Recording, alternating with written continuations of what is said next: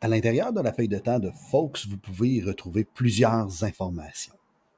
Premièrement, en haut à gauche, vous allez retrouver la période de paye actuelle.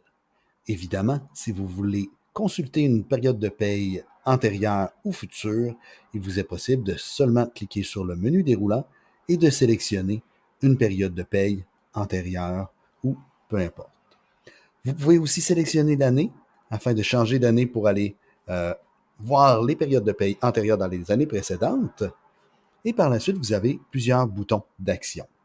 Les boutons d'action vous permettront de verrouiller la feuille de temps si vous avez des droits, vous permettront de pouvoir imprimer, exporter la feuille de temps, l'envoyer vers votre logiciel de paye. Si vous avez aussi des droits et une intégration qui est déjà faite, vous avez le temps supplémentaire de façon massive.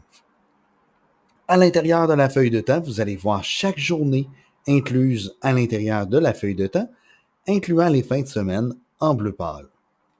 Les semaines complètes vous présenteront les résultats travaillés des différents employés et vous pourrez voir plusieurs statistiques par la suite.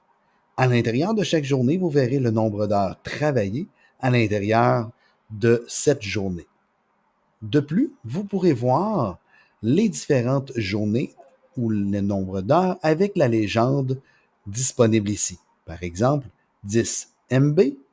Lorsque je regarde, c'est qu'il y a 10 heures en personnel mobile à l'intérieur de cette journée pour mon employé Mathieu Chabot. Alors, il vous est possible de savoir quelles sont les entrées qui ont été faites à l'intérieur des modules de gestion du temps et qui ont été transférées à l'intérieur de la feuille de temps que vous regardez. Par la suite, à la droite, vous verrez les statistiques de votre feuille de temps. Donc, évidemment, les statistiques que vous voyez ici sont employé par employé et elles vous permettent d'avoir un total par type d'heure disponible à l'intérieur de Folks. Vous avez les types d'absence non rémunérées dans les deux premières colonnes ici. Et une fois la séparation dépassée, donc tout à droite de ça, seront les heures payées. Donc ici, nous voyons les absences rémunérées, les personnels mobiles rémunérés, les vacances, le temps repris, la banque de temps payée sans prendre d'absence, les journées fériées, donc les heures fériées qui ont été ajoutées et calculées par Folks. Et par la suite, nous allons voir un total d'heures régulières. Le total d'heures régulières contient toutes les heures avant de tomber en temps supplémentaire, donc toutes les heures jusqu'à ce que le temps qui soit ajouté tombe en heures supplémentaires.